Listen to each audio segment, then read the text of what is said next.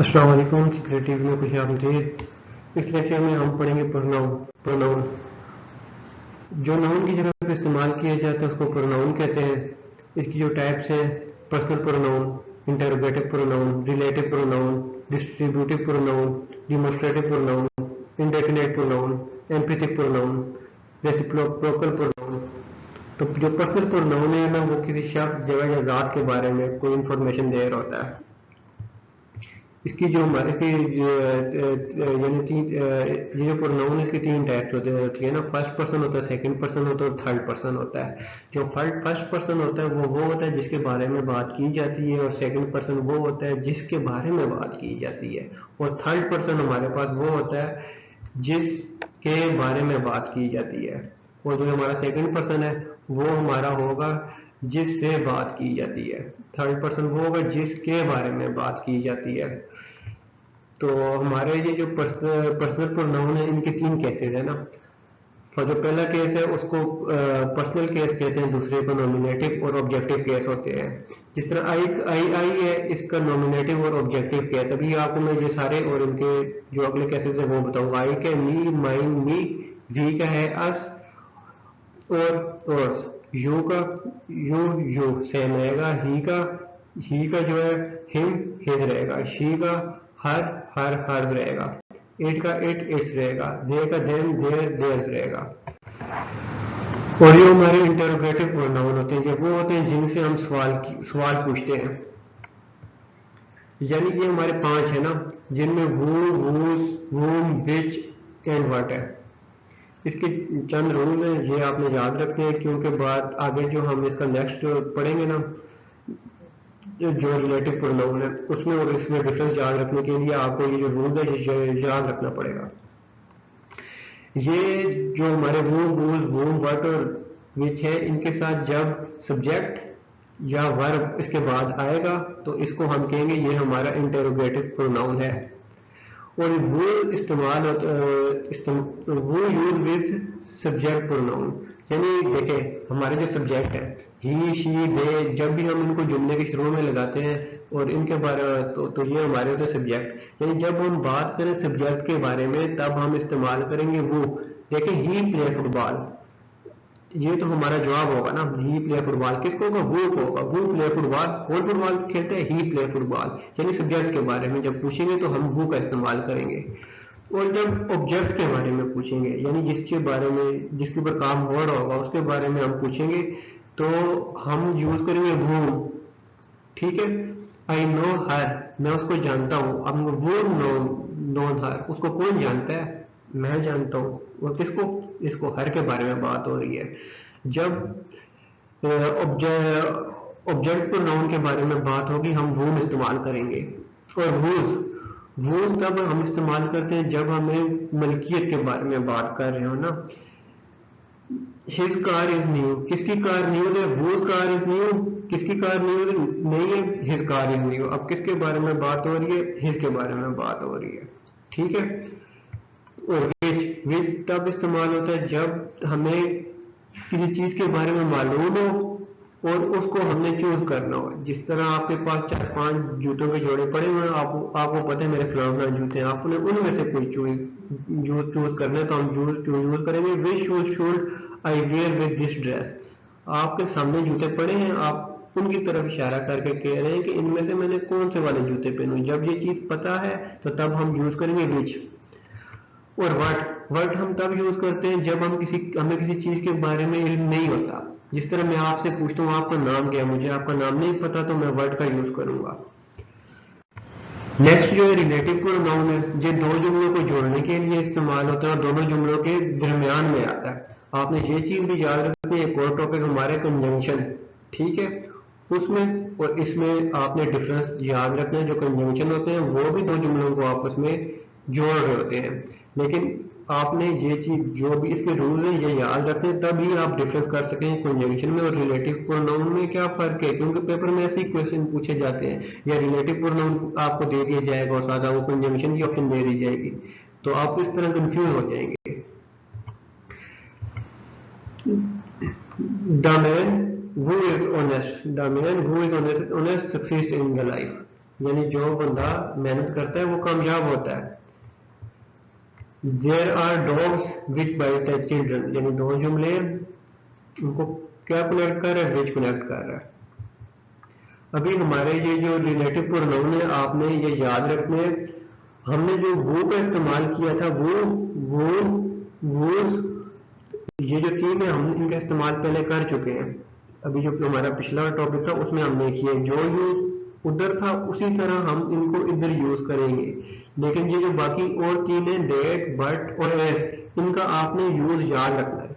जो डेट है वो इस्तेमाल होता है इंसान, जानवर और बेजान चीज के लिए, और जो बट इस्तेमाल होते हैं जब हम इन्हें वो नोट और विच नोट, जब इस तरह का हम क्वेश्चन करेंगे तो तब हम उसकी जगह पे हम बट यूज करेंगे।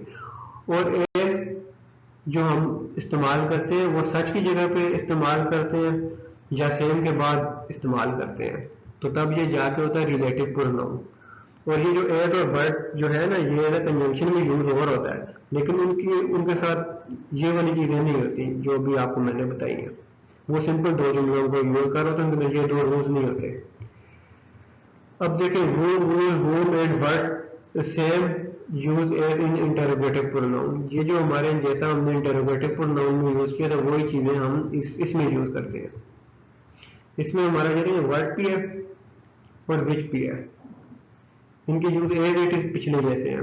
विच यूज विद एनिमल्स, जब जानवरों के बारे में कोई बात करेंगे तो हम विच यूज करेंगे।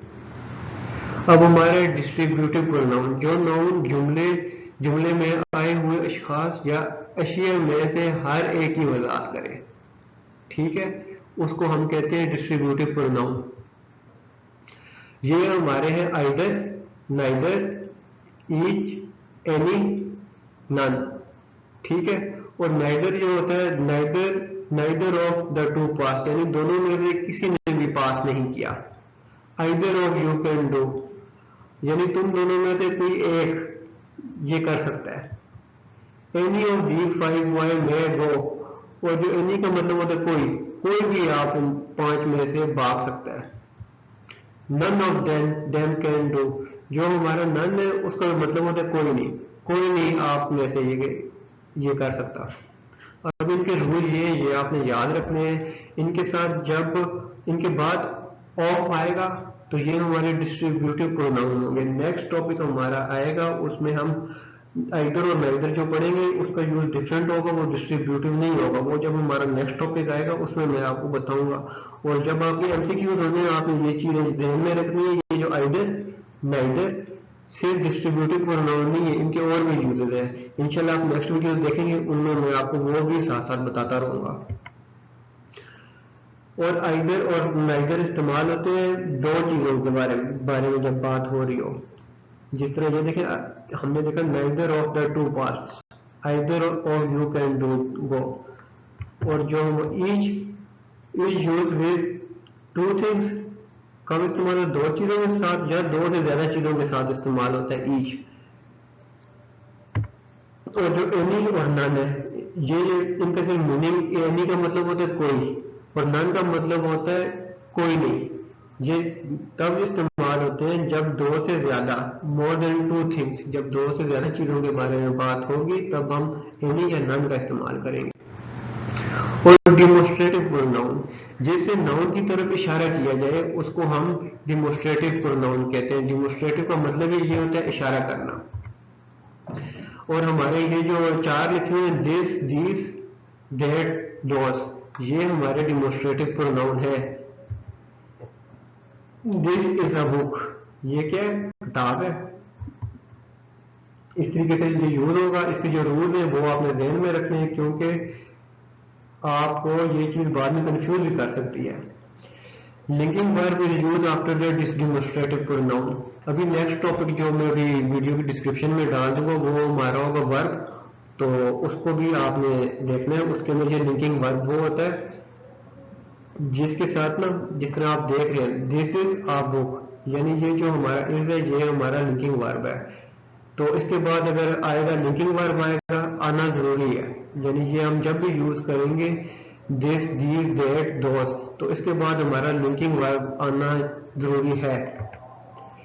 और these words are start used as a subject और object, और ये जो हमारे चारों लफ्ज हैं ये या तो सब्जेक्ट के तौर पे हम इस्तेमाल करेंगे या ऑब्जेक्ट के तौर पे इस्तेमाल करेंगे। और अभी आपने इन चारों का यूज भी अपने जहन में रखना है।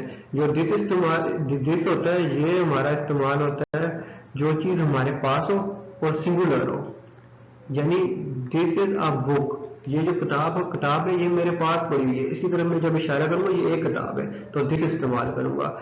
तो दिस तब इस्तेमाल होता है जब हम कोई चीज प्लूरल हो और हमारे पास हो। मैं कहता हूँ दीज आर बुक्स, अब एक से ज्यादा किताबें मेरे पास पड़ी हैं तो तब मैं यूज करूंगा दीज, और क्योंकि ये सारी मेरे करीब है। और अगली चीज है दैट हम इस्तेमाल करते हैं जो चीज हमसे दूर हो और सिंगुलर हो। इसके अलावा जो हमारा दौर है वो हम इस्तेमाल करते हैं वो चीज जो हमसे दूर हो और प्लूरल हो। इंडेफिनेट प्रोनाउन, जो अल्फाज नामालूम शख्स या चीज के बारे में इस्तेमाल हो उनको हम इंडेफिनेट प्रोनाउन कहते हैं। अब ये हमारी ये एग्जांपल जो है इसमें हमारा है all, few, many, some, none, other, any, anybody, nobody, somebody, one. इस तरह के जो अल्फाज हैं जो हमें नामालूम चीज के बारे में बता रहे होते हैं। जिस तरह ही, शी, इट हमने पहले यूज किए, ये तो हमें पता था वो कौन है। जिस तरह किसी का नाम हम यूज करते हैं अली, सरफराज वगैरह, ये तो हमें पता होता था वो क्या है। लेकिन ये वो अल्फाज हैं जो हमें किसी चीज के बारे में इंफॉर्मेशन दे रहे हैं लेकिन उस चीज के बारे में हमें बिल्कुल नहीं पता वो क्या है। लेकिन ऑल वर हैप्पी, सारे खुश थे। अब सारा पूरा एक मजमा भी हो सकता है, पूरी क्लास भी हो सकती है, और इसके अलावा बहुत से लोग हो सकते हैं। तो इसके लिए क्योंकि ये इसके अलावा जो नेक्स्ट एग्जांपल है फ्यू विल पास, चंद पास हुए। अब चंद कौन से पास हुए हमें मालूम नहीं है, इसलिए हम इनको इनडेफिनेट प्रोनाउन कहेंगे। One should do one studies, यानी एक बंदा कर सकता है अपनी ड्यूटी, एक ही ड्यूटी। अब वो कौन बंदा जो एक ही ड्यूटी कर सकता है उसके बारे में हमें नहीं पता। Somebody has stolen my car, यानी किसी ने मेरी गाड़ी चोरी कर ली। अब चोर का तो मुझे नहीं पता ना, वो अब अगर हम थीफ कहेंगे, थीफ तो वो चीज है जिसके बारे में हमें पता है। तो जब somebody होगी, अब कौन है, वो चोर है, एक चोर था, बहुत से चोर थे, यानी कोई था जिसने मेरी गाड़ी चोरी की, somebody। Be good to other, दूसरों के साथ अच्छे हो, ये जो हमारा अदर है ये हमारा इंडेफिनेट प्रोनाउन है। और एम्पैथिक प्रोनाउन, जो अल्फाज किसी चीज पर जोर डालने के लिए इस्तेमाल हो रहे होते हैं उनको हम कहते हैं एम्पैथिक प्रोनाउन। जिस तरह देखें myself, our self, yourself, himself, herself, itself, their self, our self. He finished himself, उसने अपने आप को सजा दी। जो हिमसेल्फ है ये हमारा है एम्पैथिक प्रोनाउन। और देखिए यूर सेल्फ विल डू, तुम खुद इसे कर सकते हो। अब इसके रूल है वो आपने याद रखने हैं। जो हमारा सेल्फ है वो हमारा, ये तो सारे जो है ना पर्सनल प्रोनाउन हमने पढ़े थे ना, पर्सनल प्रोनाउन जब हमने पढ़े थे उनके साथ हम सेल्फ या सेल्फ लगा के उसको हम एम्पैथिक प्रोनाउन बनाते हैं। उसके लिए जो हमारा सेल्फ है, सेल्फ जो यूज होगा वो होगा सिंगुलर पर्सनल प्रोनाउन के बारे में, जिस तरह ही, शी, इट। और जो सेल्फ है वो इस्तेमाल होगा प्लूरल प्रोनाउन के साथ, जिस तरह यू, यूअर्स। और रेसिप्रोकल प्रोनाउन, जो प्रोनाउन एक दूसरे से ताल्लुक का इजहार करें उनको रेसिप्रोकल प्रोनाउन कहा जाता है। जिस तरह देखें ईच अदर और वन अनदर, ये दोनों हमारे रेसिप्रोकल प्रोनाउन है। पहले हमने ये ईच एनी पढ़ा था लेकिन वो और चीज थी। ये जो चीज है इसको आपने उसके साथ एनी और नन के साथ कंफ्यूज नहीं करना, आपने याद रखना ये जो दो हैं हमारे, ये हमारे हैं reciprocal pronoun. Two boys love each other, यानी टू बॉयज, ईच अदर हमारा इस्तेमाल होता है दो के साथ। The boys quarrelled with one another, यानी बच्चे कौन से दो से ज्यादा हैं तो दो से ज्यादा के लिए वन अनदर का इस्तेमाल होगा। तो इसके जो रूल है each other use with two things और two person. One another use with more than two things और टू पर्सन, यानी दो से ज्यादा चीजें या दो से ज्यादा पर्सन होंगे, अशखास होंगे, उनके साथ हम वन अनदर यूज करेंगे। दो होंगे तो उनके लिए हम ईच का इस्तेमाल करेंगे। एडवर्ब की जो वीडियो है वो इंशाल्लाह मैं अभी लिंक में डाल देता हूँ। आप हमारे चैनल को सब्सक्राइब करें ताकि एजुकेशन से रिलेटेड, सेल्फ डिफेंस से रिलेटेड और फिजिकल फिटनेस से रिलेटेड आपको वीडियोस पहुंचती रहें। इजाज़त दीजिए, अल्लाह हाफिज़।